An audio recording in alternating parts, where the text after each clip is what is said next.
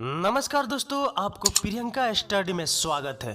दोस्तों, ये कहानी रोमांस से भरा हुआ कहानी है। बहुत मजा आएगा सुनने में भी और पढ़ने में भी। तो चलिए शुरू करते हैं। किसी जमाने में पाटलिपुत्र के एक छोटे से गांव में एक बूढ़ी और उसकी खूबसूरत पोती देविका रहती थी। दूर दूर तक देविका के रूप के चर्चे थे और गांव का हर दूसरा आदमी उसे पाना चाहता था, उसके रूप और जवानी से खेलना चाहता था। पर कोई भी देविका से शादी नहीं करना चाहता था, क्योंकि वो नीची जाति की थी। आए दिन कोई न कोई उसकी मजबूरी का फायदा उठाकर उसे हम बिस्तर करने की नापाक कोशिश करता, पर आज तक कोई कामयाब नहीं हो पाया।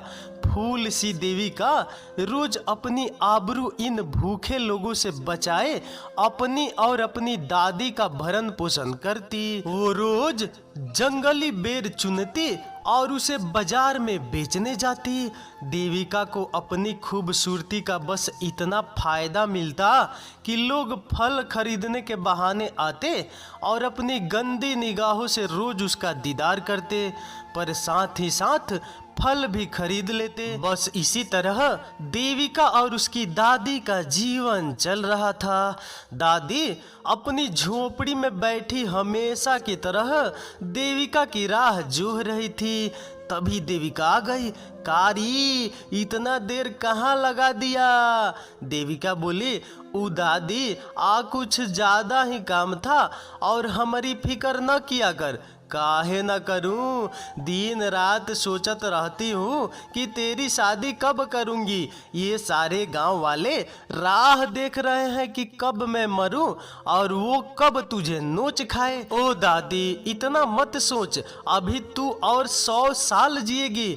चल अब ये बता कि कमली अपने ससुराल से आई या नहीं?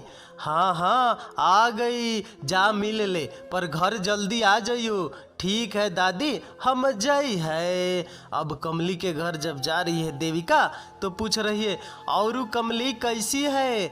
अरे देविका, तू आ जा, हम तुहरी याद कर रही थी। हाँ हाँ, मैं आती हूँ, पर ये तो बता कि जीजा जी ने इतने दिन तक आने क्यों नहीं दिया? जा धत देविका, हम नहीं बताएंगी। बोलो ना, क्या किया जीजा जी ने? दोनों मुस्कुराने लगी और कुछ देर बाद देविका बोली, तेरे जीजा बड़े जानवर है। पहले तो 2 मटके तारी पी गए और फिर नशे में पूरी तरह पागल होकर मेरे सारे कपड़े फाड़ दिए, फिर अपने होठों की शराब मेरे होठों पर उतार दी और मैं कुछ नहीं कर पाई। रात भर वो मुआ कुश्ती करता रहा और मेरा बदन टूटता रहा। जब सुबह हुई तो न मैं होश में थी न वो। कई दिनों तक तो मैं सांस भी नहीं ले पाई, पर जैसे ही पिताजी मुझे लेने आए मैं फौरन वहां से भाग आई। वो मुआ तो मुझे आने ही नहीं दे रहा था। मैं ही जानती हूँ कि मैं कैसे उस मुए के हाथों से बची।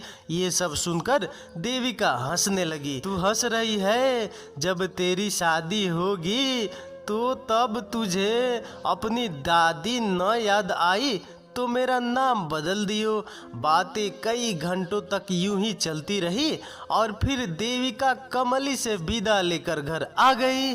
उस रात देविका ने खाना बनाया और जो भी रूखा सूखा था खाकर दोनों सो गए। अभी रात के आधी भी नहीं हुई थी कि अचानक कुछ आवाज आई, जिससे दादी की आंख खुल गई, पर देविका अभी भी सो रही थी।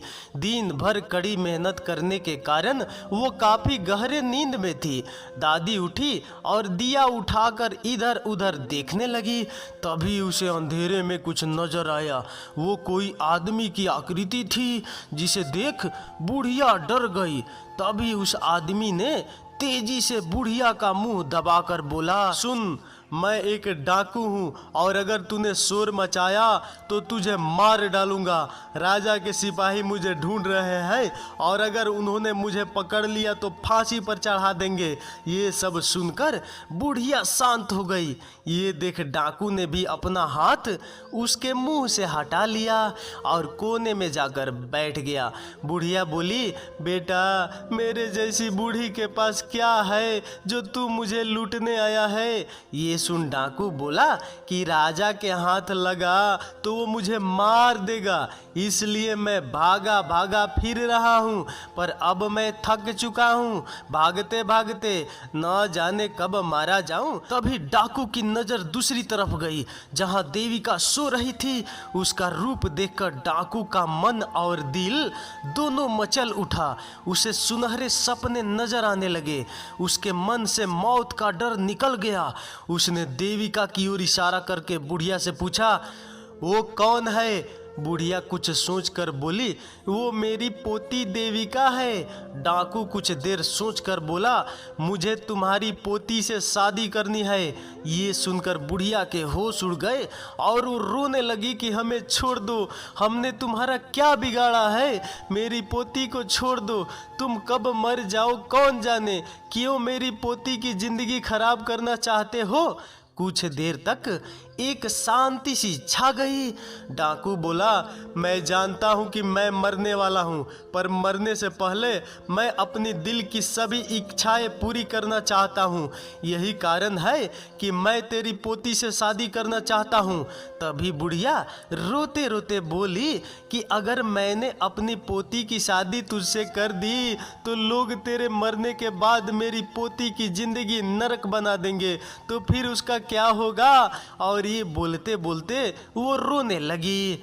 डाकू कुछ देर सोचकर बोला, अगर किसी को मालूम होगा तब ना, हम आज ही रात को शादी कर लेंगे और मैंने आज तक जितनी भी दौलत लूटी है वो सब तुम दोनों को दे दूंगा। ना किसी को पता चलेगा और तुम उस दौलत से अपनी सारी जिंदगी मजे में गुजार सकती हो। सोच लो, एक रात में इतनी दौलत तुम्हें कभी भी नहीं मिलेगी और कल होते ही मैं मारा जाऊंगा। किसी को भी पता नहीं चलेगा कि हमारे बीच क्या हुआ। बुढ़िया सोच में पड़ गई कि एक ही रात में पोती दुल्हन भी बनेगी और विधवा भी, और ऊपर से इतनी सारी दौलत, और किसी को कानों कान खबर भी नहीं होगी। फिर किसी दूसरे गांव में जाकर फिर से अपनी पोती की शादी कर दूंगी।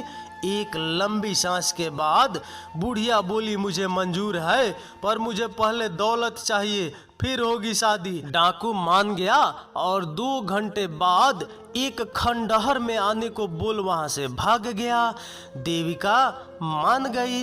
देविका अभी भी नींद में थी। दादी उसके पास गई और उसे जगाने लगी। जब देविका जाग गई तो दादी ने सारी आप बीती उसे सुना दी, जिसे सुनकर देविका रोने लगी। पर दादी ने उसे अपनी कसम देकर कहा कि अगर वो शादी नहीं करेगी तो वो अपनी जान ले लेगी। ये सुनकर देविका डर गई और शादी के लिए मान गई। उसी वक्त दादी और देविका अंधेरी रात में खंडहर की ओर चल दिए।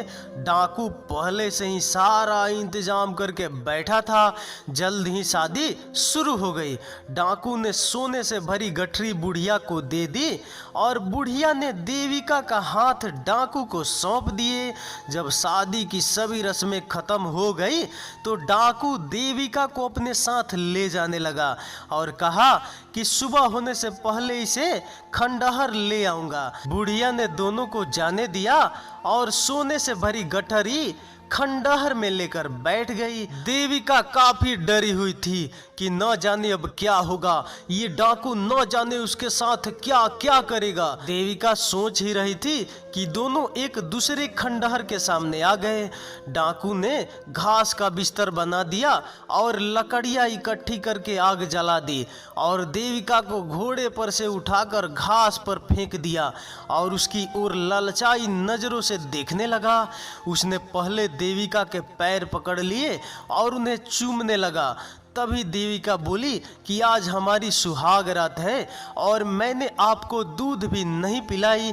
ये सुनकर डाकू हंसने लगा और बोला, बस इतनी सी बात, मेरे पास दूध तो नहीं पर शराब बहुत है, अभी लाता हूँ। और डाकू अपने घोड़े से बंधी एक सुराही ले आया जिसमें शराब थी और उसने उसे देविका के पास रख दी और बोला, निकालो और पिला दो मुझे, पर जल्दी करो, आज मैं तुम्हारी जवानी की किताब थोड़ा करीब से पढ़ना चाहता हूँ। देविका बोली, अभी तो रात लंबी और जवान है, तो इतनी जल्दी क्यों, लो ये पी लो। देविका डाकू को शराब पिलाती रही और डाकू पीता रहा। जब शराब खत्म हो गई तो डाकू पूरी तरह पागल सा हो गया और देविका पर किसी भूखे शेर की तरह झपटा, पर देविका वहां से हट गई, जिससे डाकू को गुस्सा आ गया और वो देविका से जबरदस्ती करने लगा।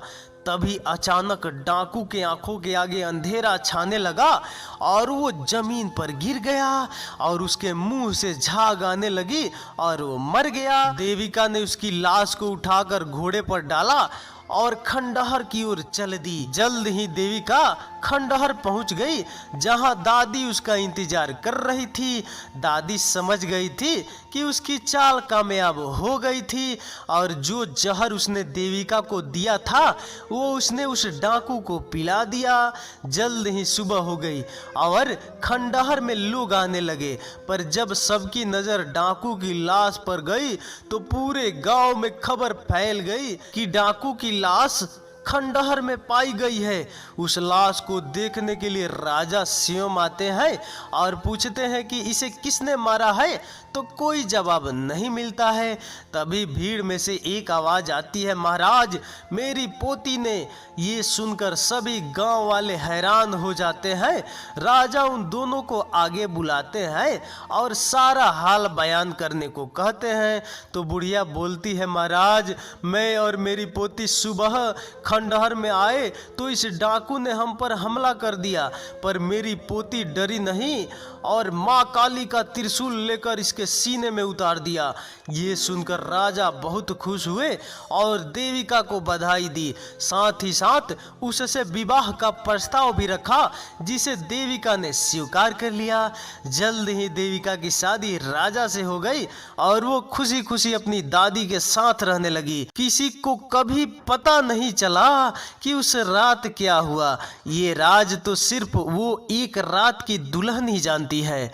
तो दोस्तों, अगर ये कहानी आपको अच्छी लगी तो यार एक लाइक तो ठोक दो, बहुत मेहनत करना पड़ता है। तो चलिए अगले मिलते हैं कहानी में, तो टाटा बाय बाय और लव यू।